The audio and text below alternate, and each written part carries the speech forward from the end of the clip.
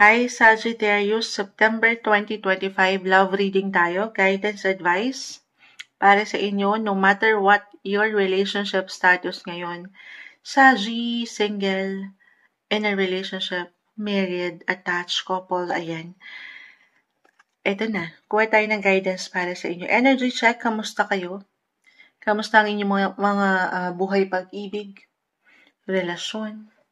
Querida number 2, Cherries. Guidance for Sagittarius sa taong maaring makapakinig nito. Message. Kamusta kayo, Sagittarius? September 2025. Kuha lang tayo ng ilang guidance para sa inyo. Okay.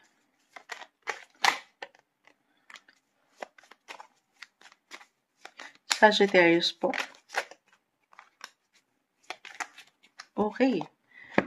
So, isa-isahin natin. The Empress. The Fool. This one is in reverse. Two of Cups is in reverse. Ayan, baliktad na pala.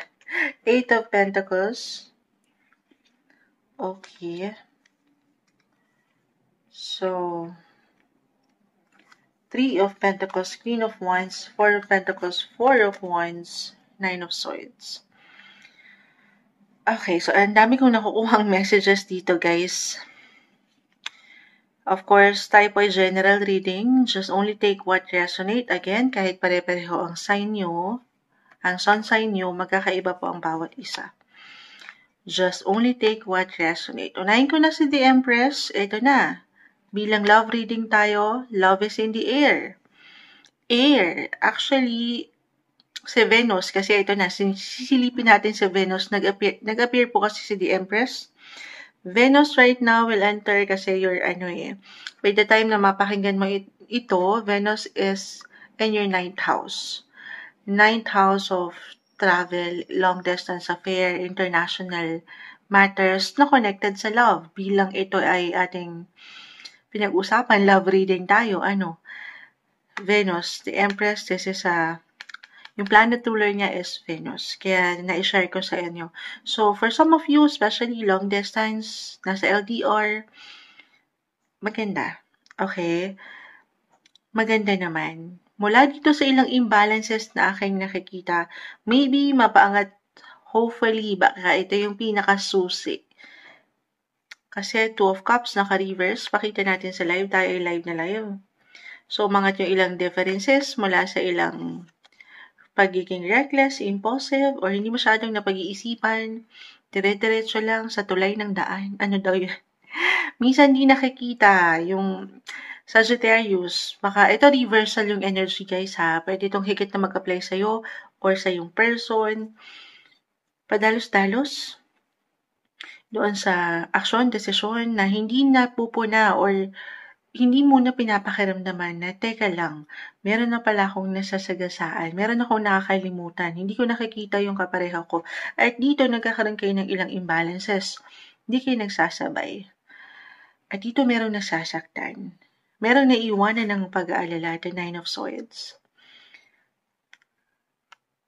Okay. So, hopefully, mapaangat nyo ang inyong connection kahit over the net lang ito. LDR especially. Kung kayo'y walang, dito rin tayo sa topic na yon, kung wala pang someone, why not? Kahit over the net, meron po kayong makilala. Pero, ganun din yung ibabalik ko. Iiwan ko na advice, single, Sagittarius, na huwag kayong magpapabigla-bigla, na parang wala kayong nakikita. Kahit single kayo, papakiramdaman nyo ang inyong mga sarili. Don't be the fool, na parang agad-agad, pasugod. So, take it easy pa rin. Take it easy. Think before anything. Okay. Gamitin nyo ang inyong 3. Isipan, yung pagiging wise ng isang Sagittarius. Okay. Ayun lang naman. Hindi magiging okay. Maganda nga LDR. Sabi ko, Venus right now ay nasa inyong mga 9th house connection nyo sa ibang bansa. Pero isang sign lang ito kaya umaangat na wag lang pong magmamadali yung approach nyo. Okay, single yun na especially. At why not? This is something na ma-work out, maayos pa, wala namang perfect na relasyon. Itong ilang imbalances, relapses na umaangat, umiikot yan, naiiba-iba. Walang perfect, maayos niyo to. Lalo kung andito yung kagustuhan na ma-work out ang connection ito. Kung aangat yung maturity sa inyo, yes po, may chance pa. For some of you na nagkakaroon ng tension ngayon, maging bukas lang kayo, guys. 3 of Pentacles. Patuloy na maging bukas yung inyong mga isipan. 3 and 3, it's all about the mind. Expand your mind. Kumbaga, marahil ito kusang aangat sa inyo, or ito yung pinaka-advice. Tingnan niyo yung ganap ngayon sa ibang dimension. Ano daw yun? See things differently. Parang, kung hindi umaayon ngayon, may dahilan yan. Okay? Merong dahilan. Maging bukas ka, maging malawak ang iyong pag-unawa na, ayan, ay sumasang-ayon. May taho ata si Kuya. Umaga-umaga po tayo, pero connect, communicate, be open-minded. Ano na naman yan, Moonshot? Networking na naman ba yan? Hindi. I see na, something, kailangan nyo ng usap, connect, communicate, yung connection. At yung paano kayo mag-isip, guys, stay positive. Stay positive. Okay. O, ayun na, na-mention ka na, LDR, may travel ba kayo? For some of you, long distance, long trips, kahit short trips lang, pero mahabang gabiyahehan nito.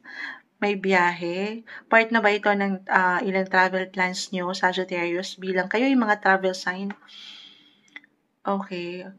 Ayan, maganda naman yung ating nakikita. Alisin lang yung ilang pag-aalala or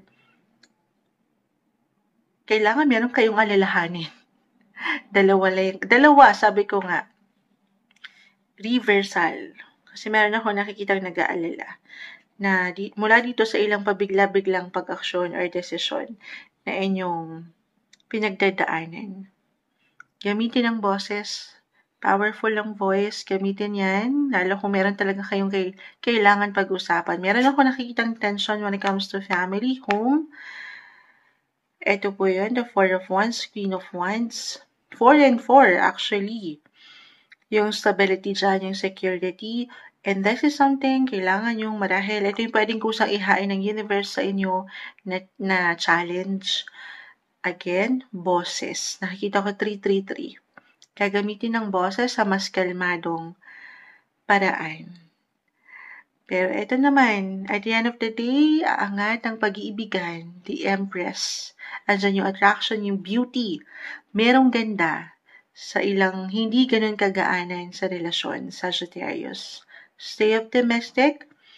Ang sabi nga nila, ang mga bagay ay naidadaan sa mabuting usapan. Ito yung umaangat na guidance, advice, message para sa inyo ngayong buwan ng September 2025 love reading, Sagittarius.